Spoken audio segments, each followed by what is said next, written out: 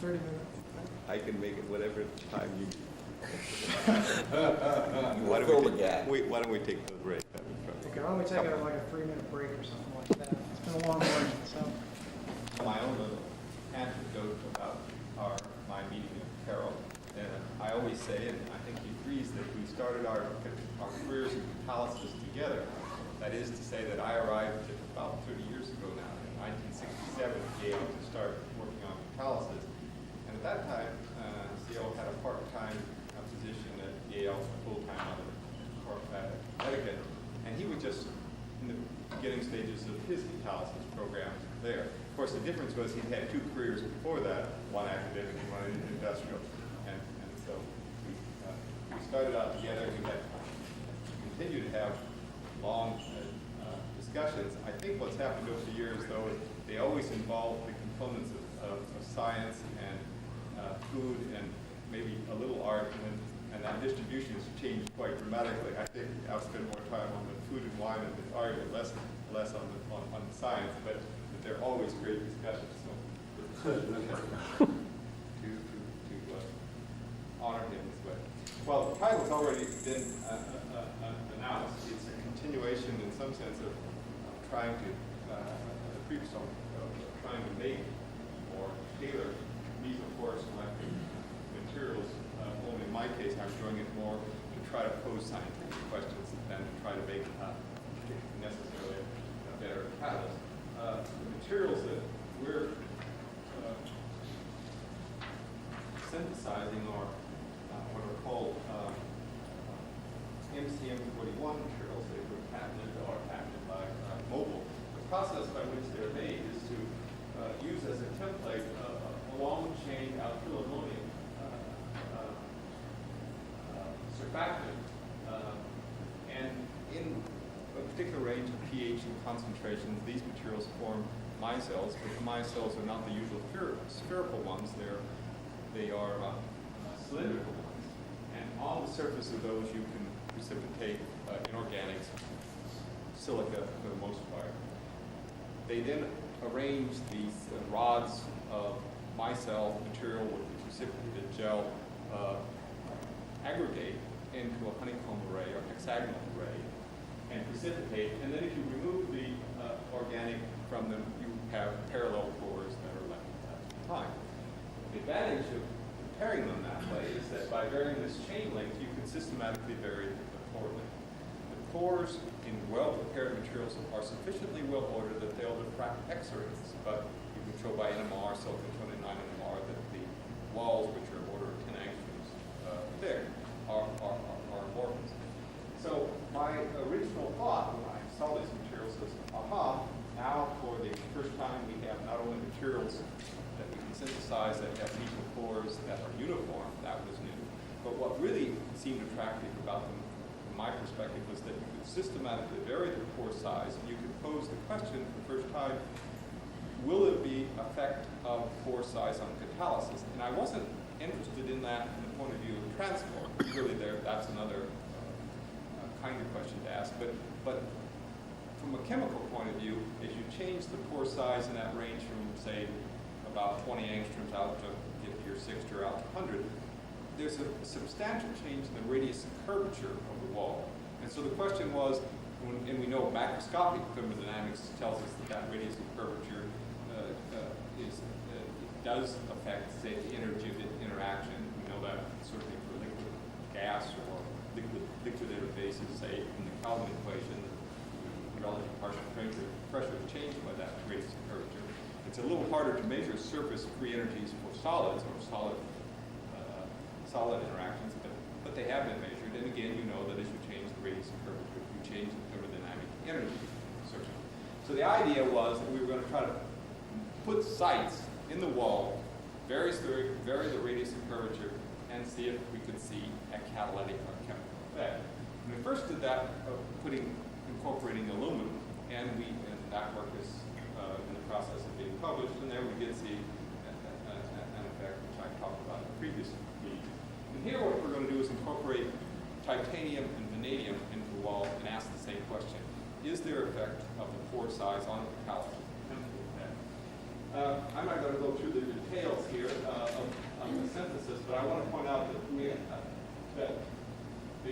primary variable is this chain length or pore diameter, but we also vary loadings and the way we make them. And the way to make them actually is something I will mention a couple times. In the TS1 and TS2 materials where you put titanium into CSM5, you can directly synthesize that. But another way that has been fairly successful is to first incorporate aluminum, and then in the secondary process, exchange the aluminum for titanium or vanadium. And so we're going to try to prepare these two ways. What I'll call a direct preparation is just to synthesize the titanium by directly putting it into the synthesis mixture to make the mesopores. And then the secondary preparation, we will first prepare the aluminum incorporated mesopores, which is fairly easy to do relative to incorporating titanium vanadium, and then try to ion exchange that out. And I'll call that the secondary preparation. But I can tell you ahead of time that really doesn't work very well. And the only ones that we made where we, and by work very well, I mean where you've incorporated essentially all of the foreign element in the wall and you don't have a separate oxide phase. And the secondary preparation doesn't work. All the materials we make are crystalline in the sense that they will diffract X-rays. Really good materials, which actually, this is the one-all diffraction from the hexagonal arranged pores. Really good materials actually will have higher order reflections here. And in our best materials we see it, but in this particular series, none of them have it. I'm comparing a silicon, a pure silicon, one that has vanadium and titanium, all compared with the C16 alkyl, meaning they nominally have the same pore size. Two other generalizations I will make is that when you substitute some of the silicon for aluminum or titanium, vanadium, you always get a contraction in the pore size. So if that's about 40 angstroms, these are going to be something of the order of 35 angstroms pore size. And the other thing that's also general is that these diffraction lines are going to be broader because they're always less ordered materials when we try to incorporate a foreign element than when we do here.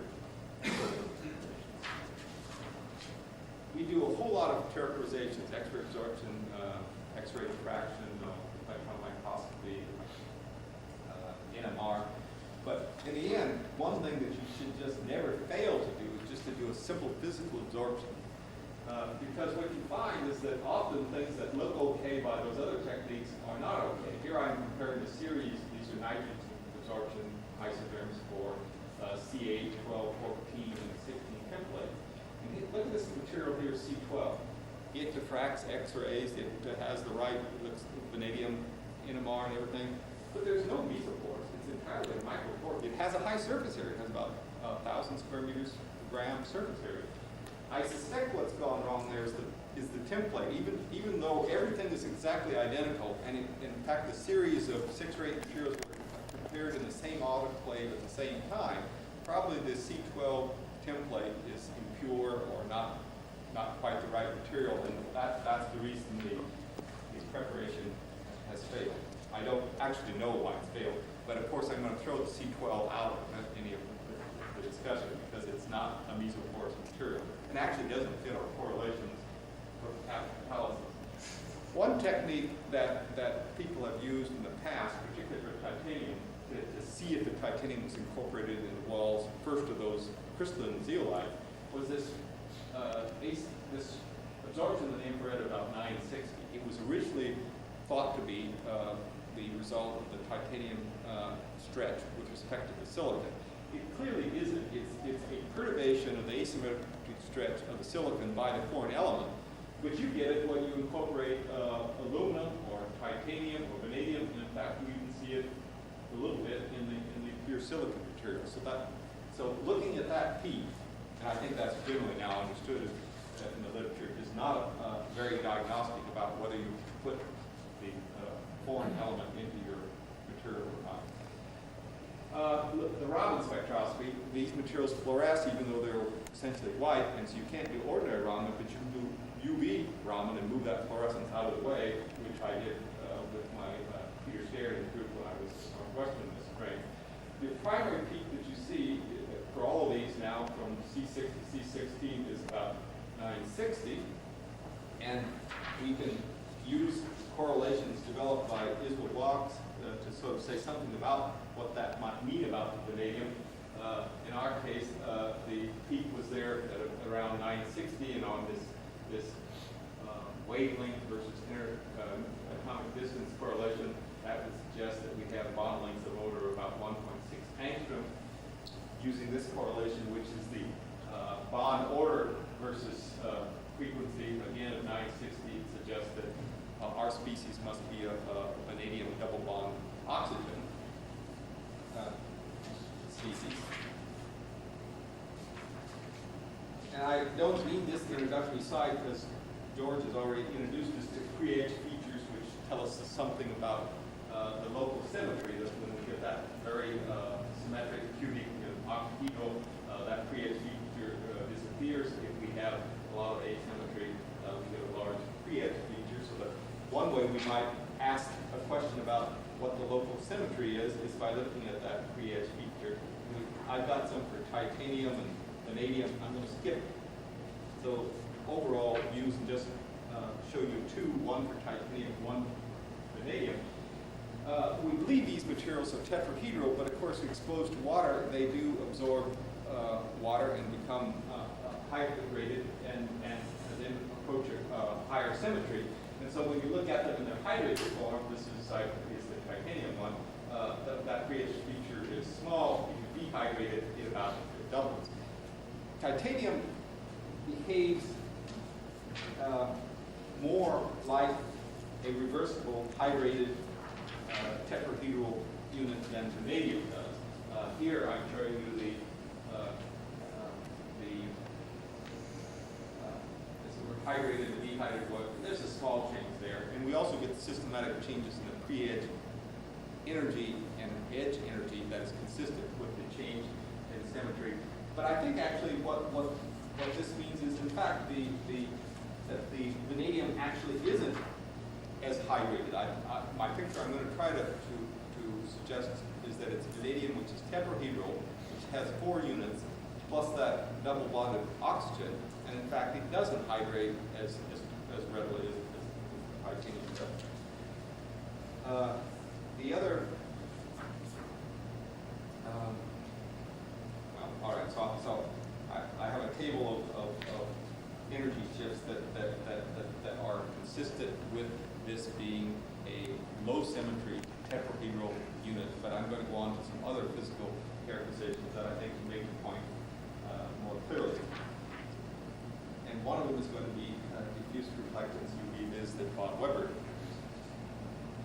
Here's the first evidence that that secondary impregnation, that secondary preparation doesn't work. When we incorporate titanium into MCM 41, trying to get it in the wall and trying to get very low loading so that we think it's isolated, we expect to have a very small box, big band gap, and we get these absorptions that are very high energy for the cutoff edge. On the other hand, if we impregnate, we expect to make lumps of TiO2, and we expect to have the edge way out here.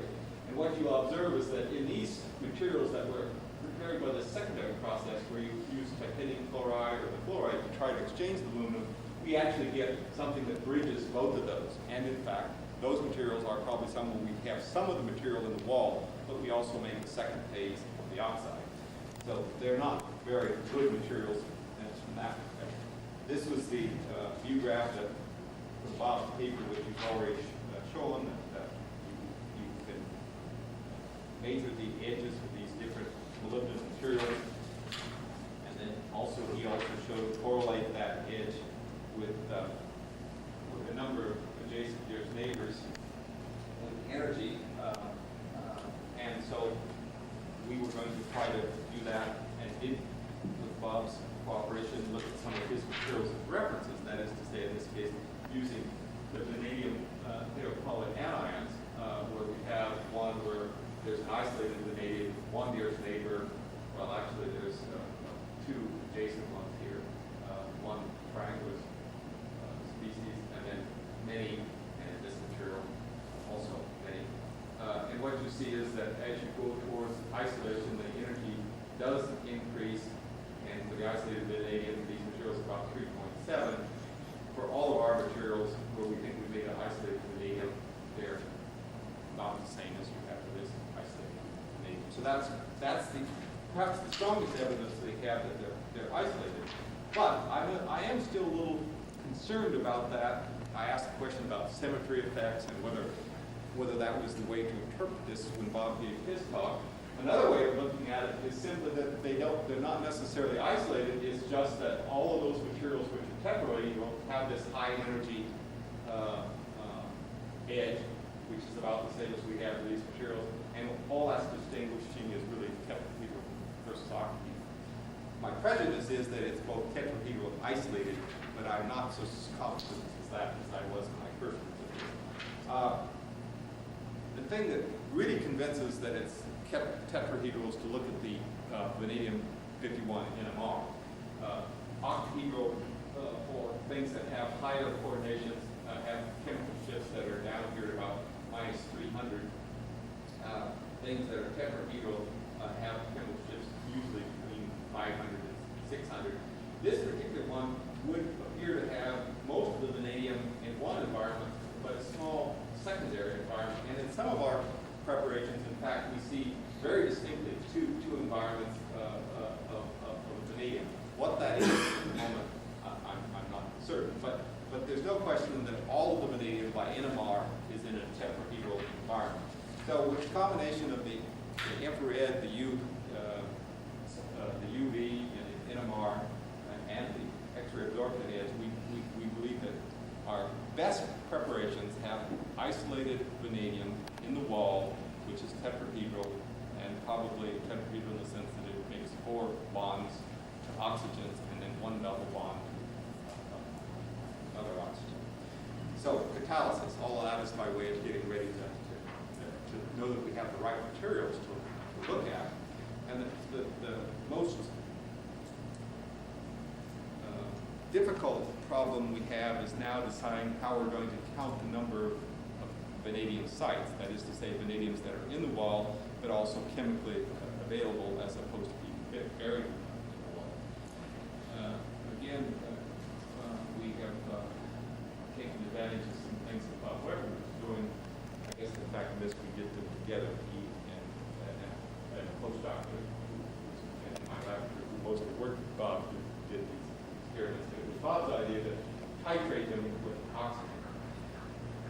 And so one way of doing it is to, for whatever reactant you happen to do, we're going to be interested in hydrocarbon oxidation, is to use the reactant as a reductant and to reduce at the same temperature that you're going to do the reaction. And so here we're doing reductions at these temperatures, which is the range of reaction temperature. And then you clear off the excess reductant, and then you just pulse in oxygen and measure the oxygen uptake. And the number of moles of oxygen is some measure of the site density. If you do that, and I'll spend a little more time on this one because this is kind of the punchline. One thing is that if you normalize these by the total amount of vanadium, or if you if you normalize these by the oxygen uptake where you use the reactant and you do that at one temperature, you get kind of a scatter. But if you use the reactant, whatever it is, reduce at the temperature at which you're going to do the reaction, and then titrate the sites with oxygen. For all temperatures, everything clots onto one site. So in that sense, it's a good correlate. I'll come back to some of the problems we still have later. But the main point you're supposed to get out of here is there is an effect of pore size on reaction. That we're looking at methanol oxidation, and this is the turnover frequency, to formaldehyde. These are not terribly selective catalysts. We're only getting about 25 or 30% formaldehyde. On a really good heteropolyacid, you get up maybe 60% or something. 100%. Well, okay, I've never seen those, but maybe you have. But the point is that there's a fairly large effect of pore size. That is to say that we're getting a change in the turnover number from methanol to formaldehyde that's about 1 order of magnitude. And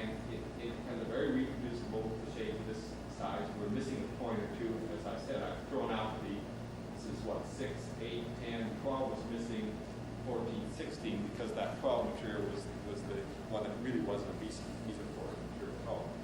So in that sense, I think, well, we were very pleased and still are very pleased with this.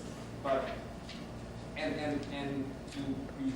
might ask, well, if the origin of that is just the local radius of curvature, meaning that because the local energy is different, I've changed the bond angles and maybe some bond lengths.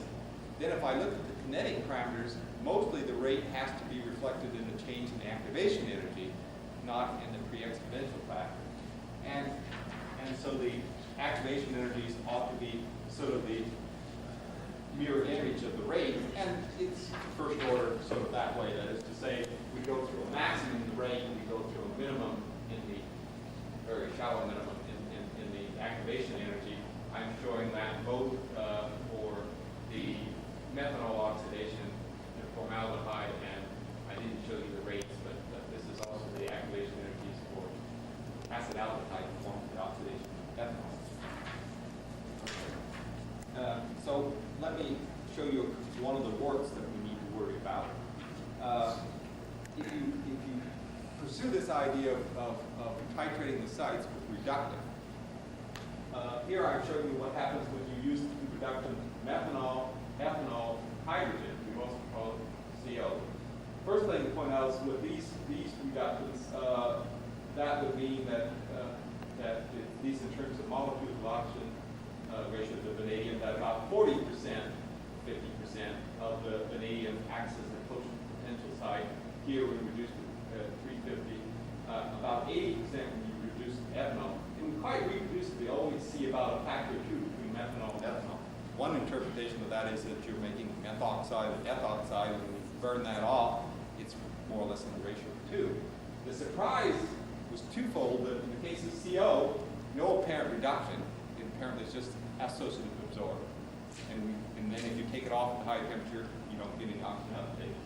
And with hydrogen, there's so much uptake that you apparently more than reduce the vanadium to vanadium metal. And that's very hard to understand. So we're now still working on what is the appropriate way to do these titration sites. Let me skip a couple and just make one final point. And I'm here doing it for ethanol oxidation, but I could also do it for methanol oxidation. We know from our characterization that these materials made by the direct synthesis all have isolated titanium or vanadium, and that these materials by the indirect synthesis always have a secondary oxide phase. And sort of just looking at the titanium ones, you don't see any pattern. We would have thought that the rates would, selectivities and rates would be higher for these isolated ones than they would be for no other reason than a lot of the material is just in clumps and not accessible for the same loading here. So for these simple reactions like ethanol oxidation and methanol oxidation, they're not as diagnostic because in the sense that we know these materials are not good materials, and yet you don't see any real pattern of separation between the well-isolated site and the ones that have different phases. On the other hand, if you look at liquid phase reactions, and this is, we've just started to do some of that, and this is cyclohexene oxidation by peroxide in liquid phase. Now you do actually see a much better, I mean, it's sorting out that those materials where we know they're a lump, that they are not very good actors, and those things that have isolated titanium or vanadium are high activity. I think probably the big difference is here is that in the case of the peroxide, it of course is very sensitive. It'll go on almost anything, and in fact what's happening here is that you're just destroying the peroxide, but it's still a better diagnostic. And so we're now moving towards liquid phase and other kinds of oxidizing reactions that might help us to, that will probably be more demanding in terms of the structure and maybe more useful. So let me just summarize by saying that we believe that in fact we can incorporate titanium and vanadium into the walls of these in-situ materials, but not by the secondary preparation. I didn't show you this, but only at low loadings would we get the potential to get these low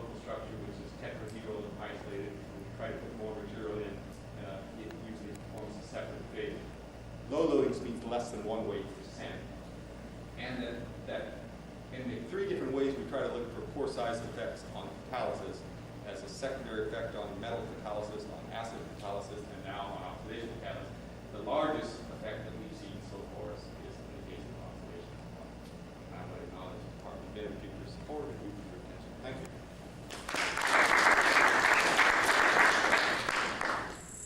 Questions? Rob? One quick one.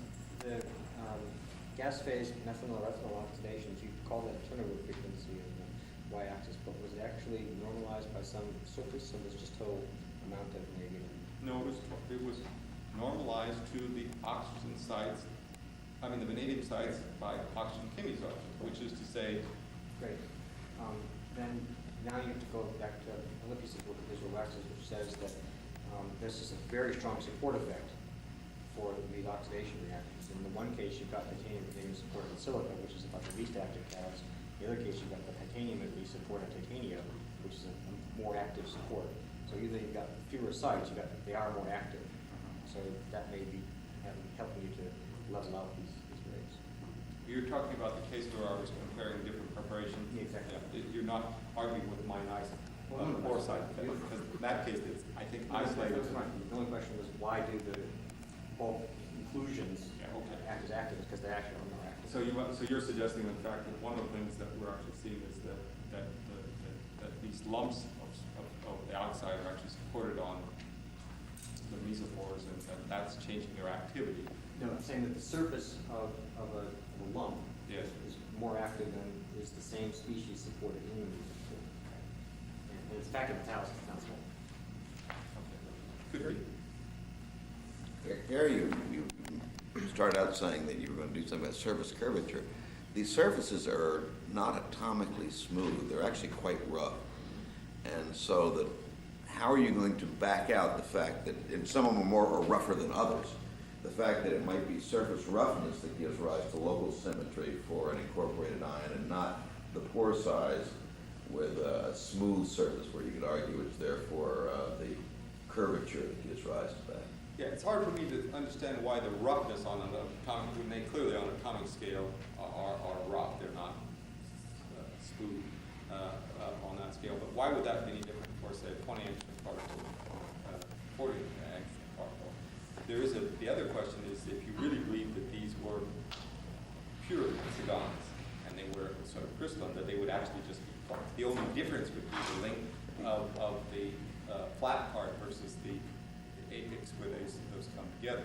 Electron microscopy suggests that you look at it that way. I actually think they're much more circular.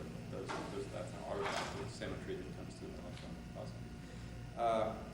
So I guess in some sense I don't care if it's something that systematically changes with the radius curvature pore size. I still think that's interesting chemically. You might have asked, why didn't we try to make them, if I think it's a change in the radius of curvature and the surface free energy, why don't we try to make a direct measurement of that? And we are, but kind of after the fact, because we're going to go back down and measure isosteric heats of absorption of just argon or nitrogen and see if the heat of absorption doesn't change as a function of pore size. And we've only made a couple of those measurements, and it seems like it's changing. But I won't share those with you. The evidence is that the roughness is not uniform, and it depends a lot on which one you prepare and what the samples. At least it's But how do you measure roughness? seen on NMR is one of the ways that we get some information about that. There's a high chemical shift that's indicative of a rough surface as opposed to a smooth surface. Okay. We are in xenon 129 NMRs is another thing that we talked about doing, kept saying we're going to do it, haven't yet done it, but we are now going to do that. Yeah, Gary, when you do oxygen chemistry, the results you get depends a lot on how you do the experiment. So how did you do your experiment? What temperature, what technique? The temperature we used, lots of temperatures, but the one that seemed to work is to use the same temperature for reduction as you're going to use for the reaction. Right? So that that doesn't mean that the degree. In other words, it's reoxidation. That's what we're making, reoxidation. And it's not the same degree of reduction in reaction because if we have only the reductant. So say we're going to do the reaction at 350, and the reactant is methanol. Then we do the reduction with methanol at 350 and reduce to some steady state. Sweep out the methanol, and now pulse in oxygen until there's no uptake. Measure a titration. Take the number of molecules of oxygen and use that as a site density. Then you assume that you are counting by atoms of oxygen Yeah. that are consumed, the number of total sites you have. That's right.